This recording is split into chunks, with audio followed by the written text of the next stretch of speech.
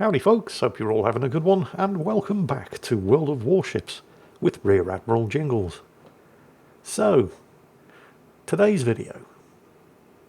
Where do I start? Well, I suppose I should probably start by introducing the star of today's show. This is Chrissy83 in the, well, it's in the Commonwealth tech tree, but let's be specific, the Australian Tier 10 destroyer HMAS Vampire. In this, Tier 11 battle, because there are 3 super ships on each side. Domination mode here on the Faroe Islands map. Why are we watching this battle in particular? Out of all of the ones that I could have shown you, why this one? For that, we're going to have to go back a couple of years to one of the early King of the Seas tournaments. I can't remember exactly which one it was or exactly when it happened. I can't even remember which clans were involved in the battle that I'm thinking of, although I'm fairly sure Omni had something to do with it. But the point is, at the end of the battle, what it came down to was the enemy team were ahead on points, and they had one surviving ship, and it was a destroyer on a low health. And it was running for the back of the map as fast as it possibly could. Because unlike in random battles, when clans are playing in a tournament and they have a points advantage and they're going to win as long as the ships that are left alive just stay alive, they actually make an effort to not die.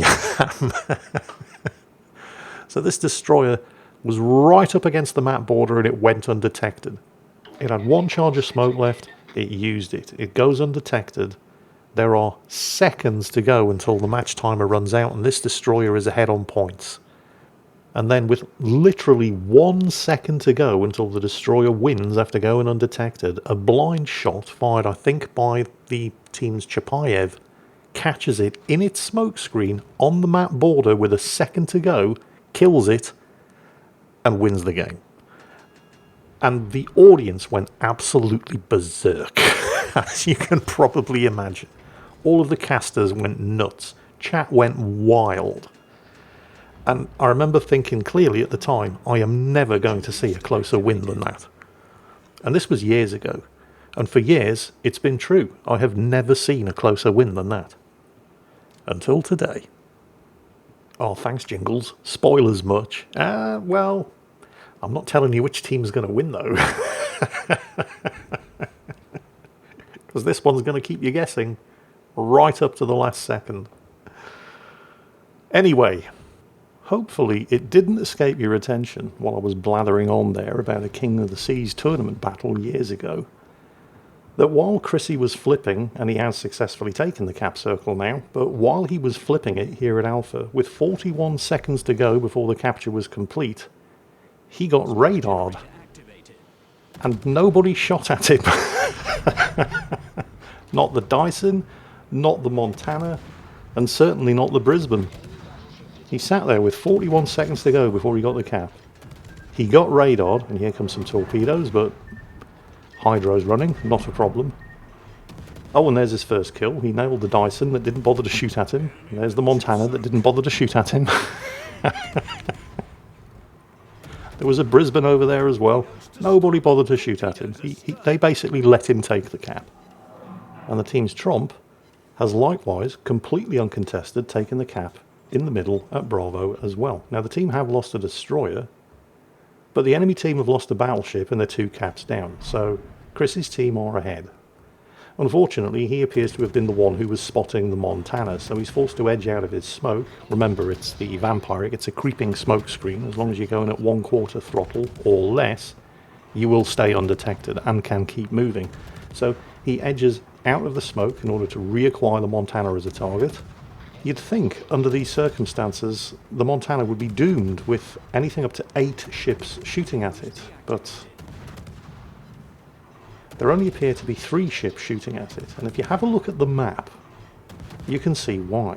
Most of the team up at this end of the map, which is most of the team, have either been hiding behind islands, or in the case of the Yamato and the Satsuma, are so far north that if they were any further north, they'd be on the Islands of Ice map. Somebody on the enemy team, probably the Z42, is now undoing the work that the Tromp did, flipping that central cap at Bravo. While you've got 3 ships down to the southeast, and particular mention has to be given to these guys, by the way, because they're in a tough spot, and they're doing a pretty good job. Led by the Kunming, attempting to flip that cap at Charlie, and they're easily outnumbered 2-1 there. One of the problems here, of course, and it really shouldn't come as a surprise to anybody who's played this game for longer than a minute, is that the matchmaker has done its usual best to ensure that these teams are not completely balanced. The enemy team have at least one radar, the Brisbane. They might have two, the Neptune could have one.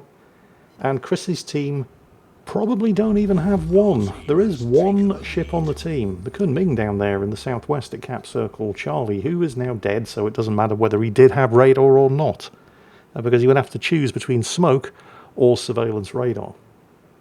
Either way, we now know for sure that Chris's team don't have radar.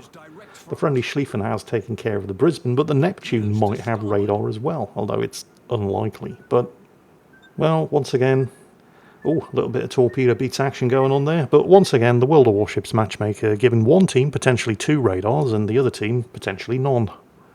I mean, this is a problem that's been in this game for years, ever since they introduced the radar consumable. If they were ever going to fix it, they would have done it long ago by now. They clearly just don't give a shit. Meanwhile, Chrissy making a beeline to try to catch the enemy Patry. And the Lepanto and the Hindenburg down there by Cap Circle Charlie. I mean, they might be outnumbered as much as 3-1 down there, but they're not giving it up. They're hanging on. I'm not sure that's a wise move, but it's what they're doing. And that was an awful lot of torpedoes coming from that direction, wasn't it? I suspect, although we haven't spotted him yet, but I suspect that could be the enemy Yamagiri, the Japanese, effectively Tier 11 super ship destroyer. He could be a big problem because he's going to outspot the Vampire. Note that he did spot the Patry there for a couple of seconds and launch some torpedoes. The Vampire only has one torpedo launcher. Note how far away the Patry was when he launched the torpedoes. Although the Patry, he might have realised that he'd gotten spotted, but he certainly didn't see Chrissy until Chrissy started shooting. Now, those torpedoes were launched from a range of 10.5 kilometres. And the Patry now definitely knows that there's a destroyer shooting at him. And where there's a destroyer shooting at you, 95% of the time, there are going to be torpedoes. So now would have been a really, really good time. Oh, and the Lepanto's just gone down to the southeast, leaving just the Hindenburg defending that Cap Circle at Charlie. But, well, yeah, the second you spotted the destroyer, that would have been a great time to either change your course or speed or both. And of course the Patry doesn't either. So here's the smallest violin in the world playing for all of those battleship players who spot destroyers but don't change their course and speed and then whine about getting torpedoed. There goes the smoke, although, I mean, the Patry's not even shooting at him. Problem solved, sir. Or the Tromp. I mean, he could have. The guns were loaded. Chrissy was visible, but he held his fire and shot at somebody else, presumably one of those guys cowering behind the islands up to the north, who so far haven't really done much of anything. Meanwhile, all of that hard work that he and the Tromp did flipping those 2 cap circles has now been undone. The enemy team are now in possession of all 3 of the caps. And remember, there's a Yamagiri up here somewhere, judging by all of the torpedoes that we saw earlier, and he's almost certainly the one who's managed to flip the cap up at Alpha. And that Yamagiri has never been spotted. Neither has the enemy gearing, for that matter. Meanwhile, the Patry continues to do whatever it is he thinks he's doing. Yeah, your guess is as good as mine. I mean, as long as he's having fun, I suppose, and as long as he's on the enemy team, he's quite happy. Yeah. Anyway, moving on swiftly. The Satsuma, unlike the Patry, actually capable of guessing what might happen in the next minute if he continues that course of action, has hightailed it down to the south, is now out of shooting range. Somebody's going to need to flip that cap at Alpha. And that could be extremely dangerous because the Yamagiri is almost certainly up there and is probably at this very second lining up torpedo shots on the Yamato and the friendly Satsuma, who have now for the first time in this battle actually moved further south than the A line. Chrissy being extremely careful to make the maximum possible use of any island cover because the Yamagiri will definitely outspot him, and he doesn't have... Oh, there he is. This isn't necessarily a terrible development, because while Chrissy doesn't have all of his health, neither does the Yamagiri, and a vampire should beat a Yamagiri in a gunfight. He just has to watch out for the Yamagiri's torpedoes, and yep, sure enough, typical Japanese destroyer player, never bothers to fire his guns, instead wastes all this time getting his torpedoes away while he's in hydro range, which ensured that any torpedoes he launched were never going to hit anybody competent. And I mean, the Yamagiri was never going to survive that. He had a vampire on one side, he had a Tromp on the other, but he might have been able to do some damage if he tried to use the guns that were pointing at the ship that sunk him. But, well, could have, would have, should have, didn't. So, Alpha is now being flipped again. The enemy team is still in possession of Bravo and Charlie, and nobody appears to be in any rush whatsoever. I mean, they're calling out caps, caps, while not going into the caps. So... Chrissy's slowing down to ensure that he does actually take this cap circle with some help from the Tromp. Doesn't want to give up that capture progress. And any second now, he can start speeding up. Bang, there it goes. That's his second cap of the day. Despite the fact that they're 2 kills ahead, they're still 50 points behind.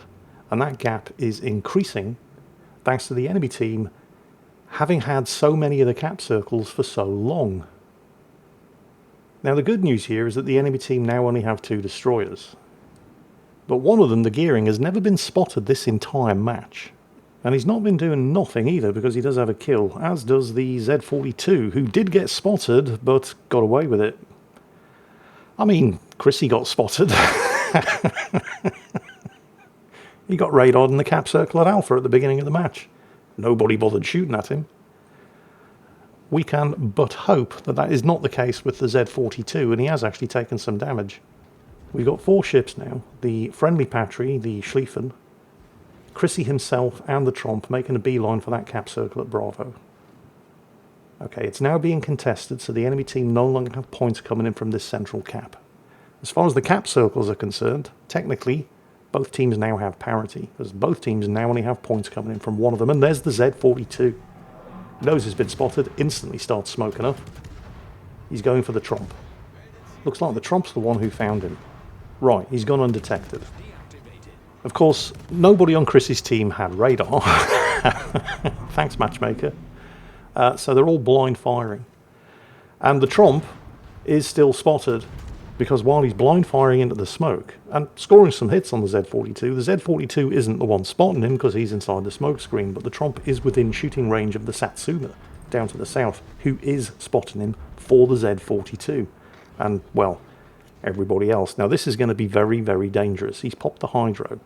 Now, this is British or Commonwealth Hydro, so it's very short-ranged, but it is very long duration. He's going to have to get within 3 kilometres in order to pinpoint the Z42. The Tromp has gone down.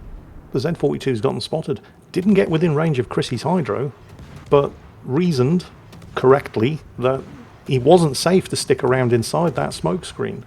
Might have survived if he'd gone the other way and headed west. I mean, it's a long shot, but keeping the smoke screen between himself and the threat might have allowed him to escape undetected. Either way, he didn't do it, and it was a fairly long shot, and now he's dead. Enemy Satsuma. You never know, some of those torpedoes that Chrissy launched earlier might hit. It looks like just the one. Yep, well, one's better than none, I suppose. And now, of course, the enemy Satsuma. And remember, a Satsuma is just a Yamato with 20-inch guns. I mean, just a Yamato with 20-inch guns, but the Yamato has pretty bad armour.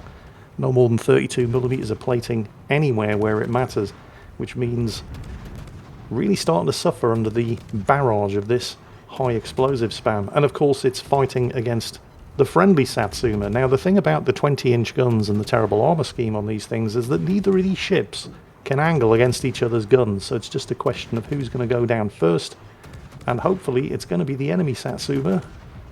Yep, fire finished him. Friendly Satsuma survives, but he's on extremely low health, and he is still visible to the Thunderer down there.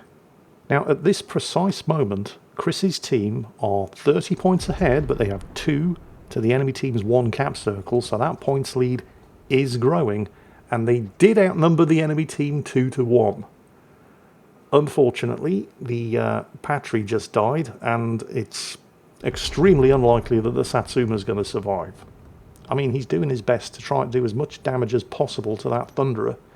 And he scored a big hit there, but he's burning his damage controls on cooldown, and it is extremely likely that the next high explosive salvo from the Thunderer is going to kill him, if the fire doesn't. Oh, he was lucky to survive that, but he will not survive another hit. In fact, the fire's probably what's going to kill him. Yep, he's dead. So once again, despite being 1 kill and 1 cap circle up, Chrissy's team are behind on points. And then the Schlieffen kills the Neptune. And the points for a second or so there were equal on 817. And don't forget, Chrissy's team have 1 extra cap circle. So they're now going to go ahead on points and win unless somebody else dies. It is at this point where Chrissy decides he needs to win harder. Because he doesn't need to kill the Thunderer, but he wants that 200,000 damage. The problem here is that the Thunderer's high explosive is no joke. That's 18-inch high explosive shells, and he's in a destroyer. The other problem is he's the one spotting him. Admittedly, under the current circumstances, it's not really that much of a problem. Ordinarily it would be, because if you're the one spotting the target, you cannot take advantage of a smoke screen to hide, because the second you do that, the target goes undetected. Chrissy doesn't have any smoke left though, so he's got no get out of jail free card. The Thunderer hits him again, beats him to within an inch of his life, sets a fire. His damage control's on cooldown, but he got his 200,000 damage high caliber and Confederate award. The problem now, of course, is even though the Thunderer's burning, it's popped its super heal, and you cannot out-damage that. Not with a bunch of 5-inch guns, regardless of how fast they're firing, and then the Thunderer takes him out. Which is bad, but what's worse is that the gearing has also taken out the Schlieffen. The gearing which, by the way, let me remind you, has not been spotted this entire game. Chrissy, hopefully realising just exactly how badly he screwed up here, anxiously looking to see whether or not the fires that he set are going to finish off that Thunderer. Probably not. It's got a super heal, and it's got no interest in getting detected because they're now ahead on points. Meanwhile, the Yamato, who thus far has basically done nothing in this match other than hiding at the back of the map, cursing there in chat as if none of this is his fault. I mean, 3 minutes of this battle left. Look at the map. Look where the Yamato is. He's only just made it to the D line. And he's got the nerve to sit there going, oh, for God's sake. The Schlieffen's saying there in chat, keep the caps and it's all good. Chrissy disagrees, and Chrissy's right. I mean, if I'm being completely honest here, if Chrissy hadn't suicided against the Thunderer, they could have kept the caps and it would have been all good, but he did suicide against the Thunderer, and so it's not going to be all good. The enemy team are going to reach 1,000 points before there's 2 minutes of this battle left. Unless the Venezia becomes the hero. If he can get into that cap circle and stop the enemy team from getting any points, and they're at 999 and he does it. Oh shit, gearing torpedoes. No, it's alright, he's dodged those ones. Oh, he might not have dodged those ones though.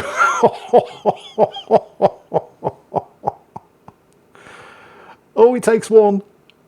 Please tell me your damage control is available. Yep, he's not flooding. Oh, the gearing's flipping, bravo. Hasn't been spotted this entire game. Managed to circle around that useless Yamato without being spotted, is now contesting the central cap, but it doesn't matter. The Venezia, with less than a second to go, stopped the enemy team at 999 points. And that was enough for the win. I told you it was going to be impossible to tell which team was going to win right up until the last second. And I wasn't lying. That was one hell of a game. Props to the gearing and the Thunderer on the enemy team, who scored more points on a defeat in what really should have been a win for them than the top 3 highest scoring players on the winning team. I'm sure today's video is going to generate no small amount of controversy in the comments, and I do look forward to reading what you have to say, but I hope you've enjoyed watching it, whatever your opinion may be, because that's it for today. And as always, take care, and I'll catch you next time.